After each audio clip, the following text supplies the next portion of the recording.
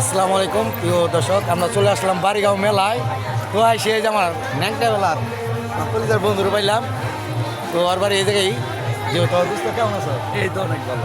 আসলে তারা দীর্ঘ বেশ কিছুদিন পর আমাদের আসা দিল। এই যে আমার ভাই বেতনরা, আমি বাড়িগাঁও ছোটোবেলা থেকে আসতাম।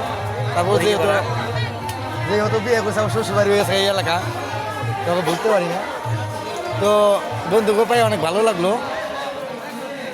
আই কিছু খাই ভাই, আমি কিছু খাই না খাইছি ভাই। আরে ভাই আমি মধুর দুস্থ আবার আর সমস্যা না। আবার কাজে কোনো বিয়ে করছি। তো আসলে এই মেলায় চলে আসলাম দেখার জন্য, ঘোরার জন্য। আপনারা সবাই চলে আসবেন। এই যে আমার দাদারা বসে রয়েছে, বেচা কিনি নাই, একদম রমজান মাস উপলক্ষে। কি দাদা বেচা কিনি আছে? আসলে গতবার মেলা দিচ্ছে, অনেক বেচা কিনি আছে।